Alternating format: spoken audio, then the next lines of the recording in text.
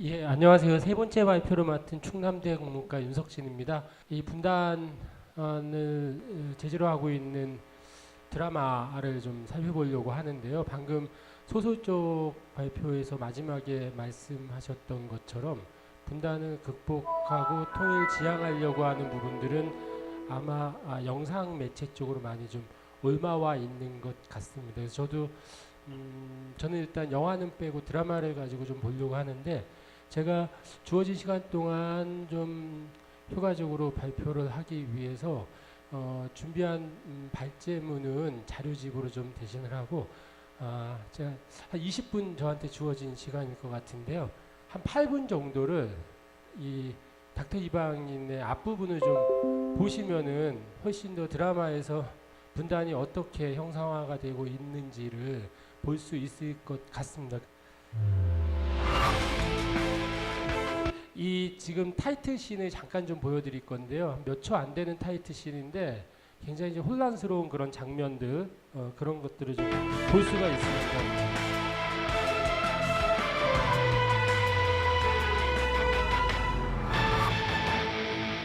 이 분단 상황들을 지금 좀 보여주는데요. 제가 잠시만요.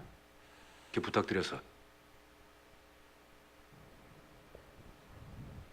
명우 병원이 수단이 좋다고는 들었지만은 의료 소송 맡겼다고 국회의원까지 움직일 줄은 몰랐습니다.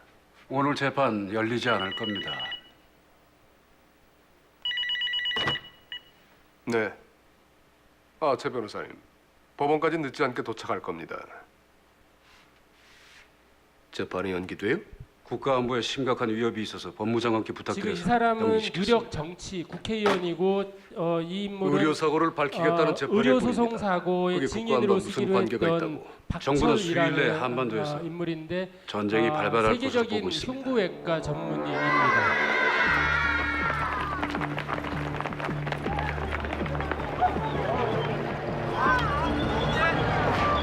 핑크다 핑크 아저씨 멋있어요.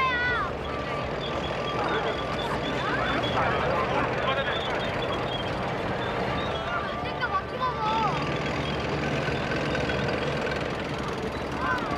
헬리콥터다 헬리콥터.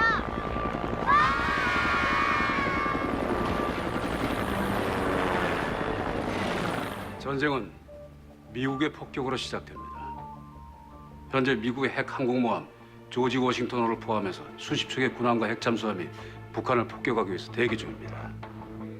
미국이 왜 북한을? 정확히는 영변 핵발전소를 폭격하는 겁니다. 미국은 북한의 핵무장을 막기 위해서 그것을 초토화시킬 계획입니다. 하지만 폭격이 시작되면 북한의 총 반격이 시작될 것이고, 그렇게 되면 남과 북의 전면전이 시작되는 겁니다.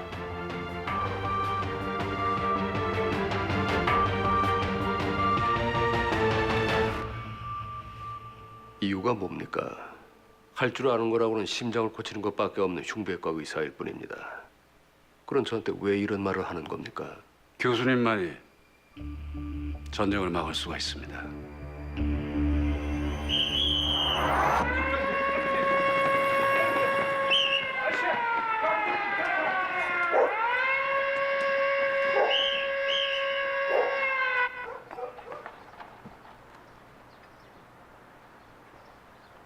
학교 다녀왔습니다.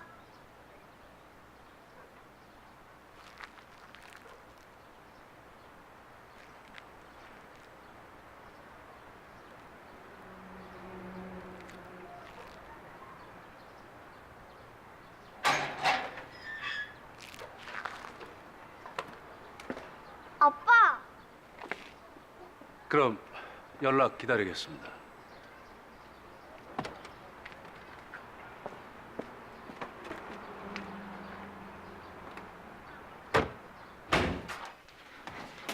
병원 안 가셨어요? 점심 먹고 가요. 네? 오늘 늦으니까 냉장고에 있는 거 꺼내 먹고.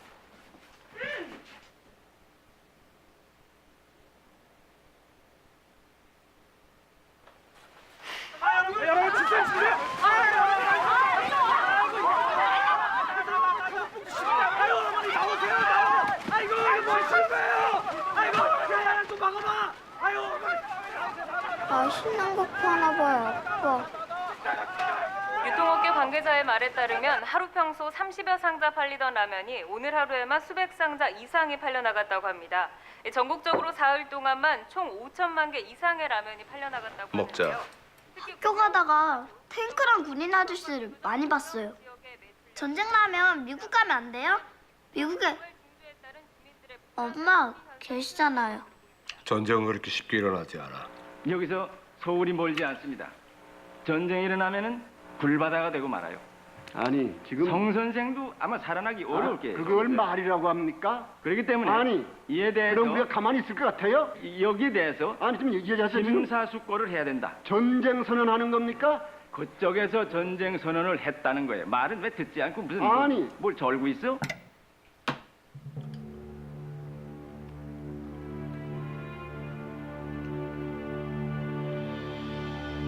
뭐? 무슨 소리야? 정체 모를 함선?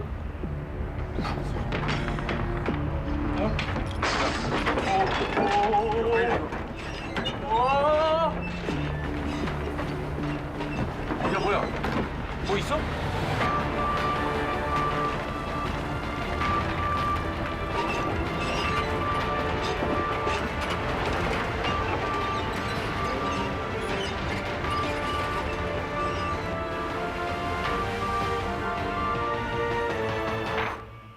관상동맥에 심한 협착이 있군요.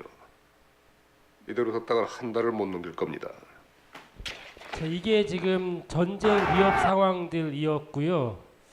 그래서 이 박철이라는 인물이 북한 그러니까 평양으로 올라가서 김일성 주석의 심장 수술을 하게 됩니다. 그래서 김일성 주석의 사망을 막음으로써 그 미국의 영변 핵시설 폭격을 막는 그런 결과를 얻어냈는데요. 이게 이 국회의원 유력 국회의원에 의해서 이제 이 상황이 악용이 되고 있는 그런 건데 이들이 이제 다시 남한으로 귀환을 해야 되는데 귀환을 하지 못합니다. 이 인물의 어떤 계략 때문이었는데요. 예. 남조선 아새끼들 참으로 몰인정한 놈들 아니오. 지금부턴 남조선의 박철 교수는 죽었어. 앞으로는 경애하는 지도자 동지의 인민으로 사는 거요. 박철 동무.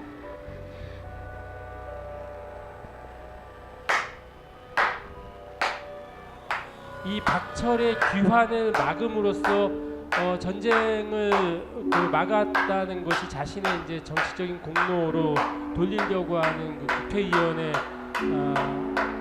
계략인 거죠. 이렇게 해서 늘어졌다 야.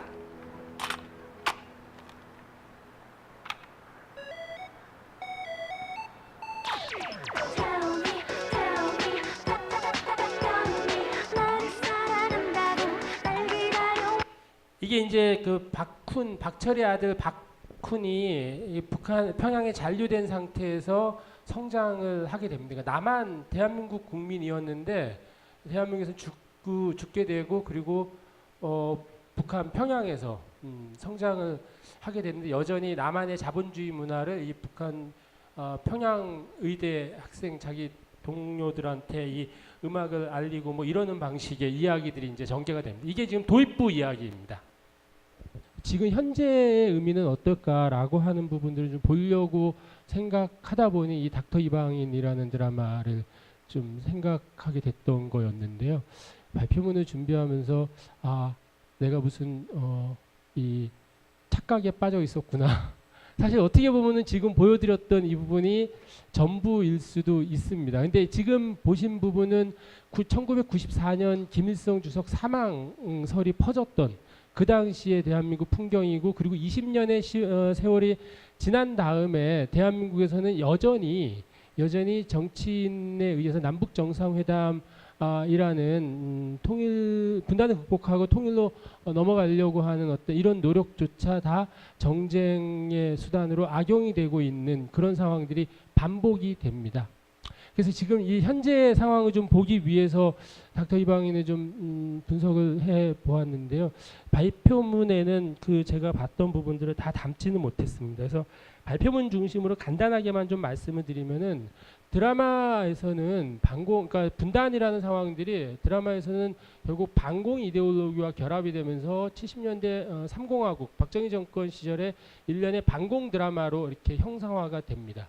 그게 KBS 그 당시 국영 방송이었죠. 그리고 TBC와 MBC라는 민영 방송에서도 각각 그 간첩을 색출해서 잡는 수사 드라마의 형태로 반공 드라마가 형성이 되는 이런 양상으로 좀 넘어오고, 그리고 나서 80년대 90년대 넘어오게 되면은 더 이상 분단이라고 하는 것이 그러니까 반공 이데올로기에서는 좀 벗어나는 부분들이 생기는 만큼 간혹 6.25 특집극이나 아니면 8.15 광복 특집극의 형태로 드라마들이 일부 나오기는 하지만은 소강 상태를 보이게 됩니다.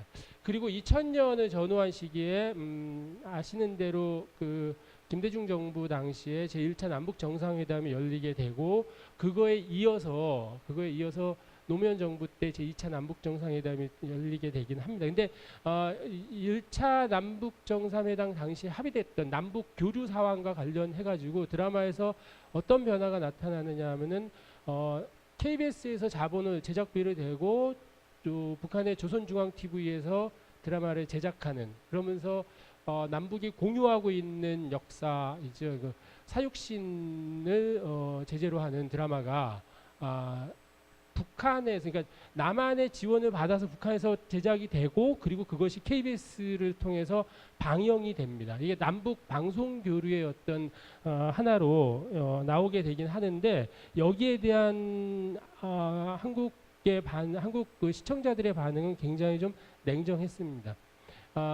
그 그러니까 남한과 북한 사육신을 통해서 드러난 거는 결국 남한과 북한이 60여 년 정도 분단이 고착되는 상황에서 어떻게 서로 갈라졌는가, 그러니까 이질감이 어떻게 이렇게 커졌는가라고 하는 것들을 확인시켜주는 그런 정도의 이야기로 좀 끝나게 되기는 합니다. 그러면서 그럼에도 불구하고 이 2000년 이후부터 2010년을 전후한 시기에 그 탈북민들을 등장시키는 드라마들이 또 나오게 됩니다. 자료집에 41쪽에 좀 있는데요.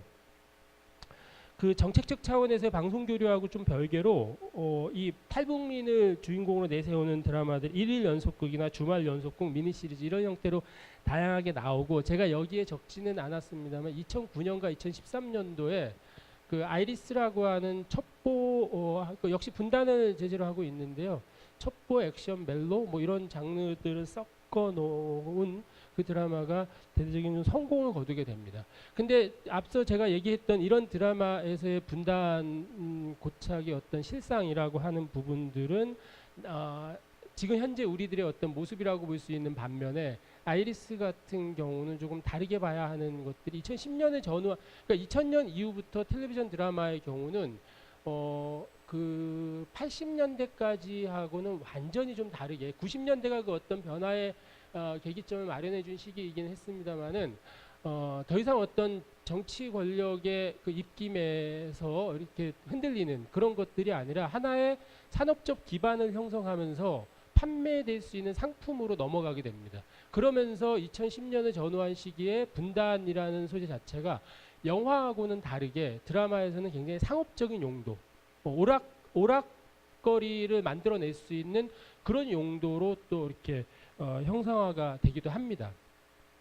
아이리스가 그 대표적인 경우였고요. 근데 거기서 어떤 한반도 긴장의 문제, 그러니까 분단에서 비롯한 전쟁에 대한 공포 이런 것들을 좀 확인하기는 좀 어려운 그런 부분들입니다. 아마 아이리스를 즐겨 보셨던 분들도 그 기억에 남는 장면 꼽으라고 하면 아마 그 두 남녀 주인공의 사탕 키스 장면밖에 떠오르지 않을 것 같기도 합니다. 그 정도로 분단이라는 상황을 상업적으로 이렇게 전유했던 경우라고 좀 볼 수가 있고 제가 이 닥터 이방인을 좀 주목했던 이유는 크게 두 가지였었습니다. 하나는 남북 분단 상황을 정치적으로 악용하는 그런 세력들, 그리고 그것과 맞물려서 이 드라마에서 계속 20년 전에는 유력 국회의원이었고 20년 후에는 대통령 선거에서 대통령 선거 경선 당시 경선 후보에서 패배하면서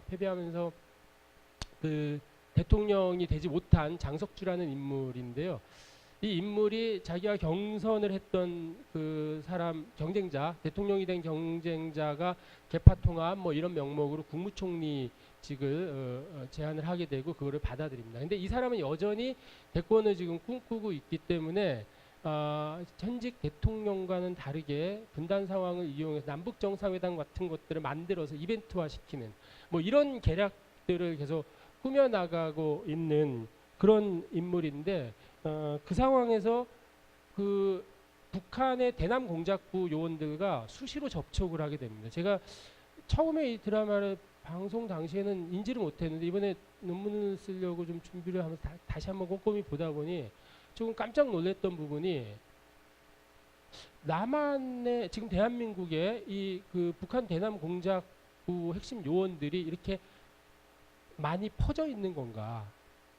그러니까 전혀 그들이 옛날식으로 얘기하면 간첩인 건데 간첩에 대한 인식 자체가 전혀 나오지 않고 오히려 탈북민에 의해서 그 얘기들이 잠깐 언급은 좀 되기는 합니다. 근데 놀라울 정도로 분단 상황에 대한 인식들이 없다라고 하는 그걸 하나 좀 확인을 할 수가 있었고요. 또 하나는 그 핵심 인물들의 경우가 그러니까 경계인의 삶을 산다라고 이 주인공, 그러니까 한국에서 태어나서 아버지를 따라 평양에 갔다가 거기에 잔류를 하게 됐더니 박훈이라는 인물은 분명히 한국에서 태어났음에도 불구하고 평양을 거쳐서 헝가리 부다페스트에서 탈북을 하게 되고 그리고 한국에 다시 들어와서 그 탈북자 교육기관의 하나원을 거쳐서 탈북 의사 활동을 하고 있는 그런 인물. 그러니까 이쪽 저쪽 어느 쪽에도 속하지 않은 그런 인물로 그려지고 이 박훈이라는 인물이 오매불망 그리고 있는 송재희라고 하는 여자가 있는데 어릴 때 평양에서 처음 만났고 이 여자와 같이 계속 공부를 하면서 그러니까 흉부외과 전문의가 되기 위해서 살아있는 사람의 가슴을 열고 수많은 그런 비인간적인 임상 실험을 하면서 그 의술에 대한 어떤 그 혐오감을 가지고 있었던 이 박훈이 그래도 세상은 살아갈 만한 곳이라고 하는 그 삶의 의미를 부여해준 인물이 송재희이기도 하는데 이 송재희를 찾기 위해서 계속 이 동분서주하기도 합니다. 근데 이 송재희는 그 공부를 마치기 전에 평양에서 아버지가 조총용계라고 하는 것 때문에 숙청을 당하게 되고 그래서 정치범 수용소에 갇히게 됩니다. 그랬다가 이 박훈을 이용한 그러니까 남북 고위급 사이에서의 어떤 정략적인 이런 움직임들에 의해서 얘가 이 송재희에서 그 한승이라는 인물로 탈박범을 해가지고 한국에 들어오게 됩니다. 그러니까 조총용계 출신으로 북한에 갔다가 한국으로 넘어오게 되는 그런 입장이긴 하는데 마지막 결말에 가면은 이쪽도 저쪽도 아니었기 때문에 이 인물은 결국 중국으로 난민 신청을 하고 중국 난민의 자격으로 한국에 난민 이주 신청을 하는 이런 방식으로 들어오게 됩니다. 그러니까 굉장히 이쪽 저쪽 어느 쪽에도 속하지 못하는 그런 인물이라는 점이 하나 또 분단 고착화로 인한 그런 상처가 아닌가라는 생각이 좀 들었고요. 또 하나는 그 이들과 대립각을 세우는 한재준이라는 인물인데 아까 도입부에서 보셨던 의료사고와 관련되어 있는 부분에서 의료사고로 아버지를 잃고 그 아버지의 억울한 죽음을 밝히려고 했다가 그걸 증언해 줄 수 있는 박철이라는 인물이 법정에 나오지 않음으로써 패소를 하게 되고 그 충격으로 어머니가 돌아가시고 그래서 이 어린 아이는 미국으로 입양이 됩니다. 미국으로 입양이 돼서 하버드 의대를 거쳐서 최연소 부교수 뭐 이런 그 타이틀을 가지고 한국으로 들어오게 되는데 미국인인 거죠 사실상. 그러면서 아버지의 의료 사고의 진실을 밝히기 위한 그런 이 계획을 가지고 이 대학병원에 잠입을 하게 되면서 계속 그 관계가 얽히고 설키게 되는데 이 인물 역시 분단의 희생양이라고 보기 정확하게 박훈이나 송재희처럼 그렇게 규정하기는 어렵지만은 결국 그 상황과 연관이 되어 있는 인물이라는 점에서 좀 흥미롭고요. 제가 발표 무대는 적지는 않았습니다만 여기에 또 한 명의 여자 주인공이 나오는데 이 인물 역시 처지가 지금도 그런지는 사실 저는 잘 모르겠습니다만은 본처의 소생이 아닌 그러니까 이복 남매로서 그 뭐라고 할까요? 그 둘째 부인에게서 태어난 딸입니다. 그러니까 이 인물 역시 그 경계를 놓고 봤을 때 굉장히 좀 그 자기 정체성이 모호한 어떤 이런 특징을 좀 보여주고 있습니다. 인물들의 구도는 그렇고 그래서 이들을 제가 분단 상황이 고착되면서 생겨난 어떤 그 경계인으로서 이방인 혹은 디아스포라적인 존재라고 이렇게 좀 보면서 그 설명을 좀 해놓은 부분들이고요.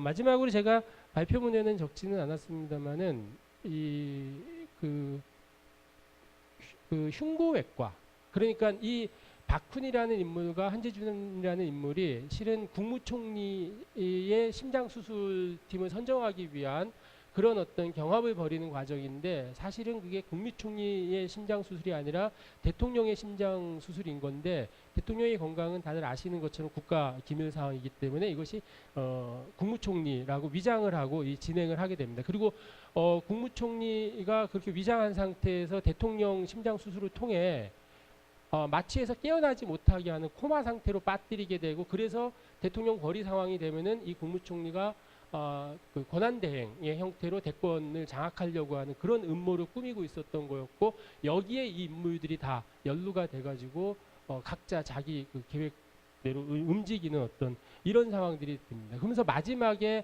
20년 전 상황, 20년 전 박철 교수가 북한의 김일성 주석 심장 수술을 했다라고 하면은 20년 후에 박철의 아들 박훈은 대한민국 대통령의 심장 수술을 성공적으로 마치게 됩니다. 그런데 공통점은 둘 다 버림을 받는다라고 하는 겁니다. 그러니까 박훈은 이 북한 쪽의 이 위협으로부터 자신과 송재희를 보호받기 위해서 대통령에게 안전을 약속받고 모든 이 국무총리의 계략을 폭로를 했는데 대통령과 국무총리는 굉장히 치열한 정적 관계이기 때문에 이들의 정치적 이해관계에 의해서 박훈과 송재희가 버림을 받는 이런 결말로 가게 됩니다. 결국 남과 북의 최고 지도자의 심장을 살린 인물들이 다 버림을 받는다라고 하는 이런 상황에서 결국 분단 극복은 닥터 이방인에서는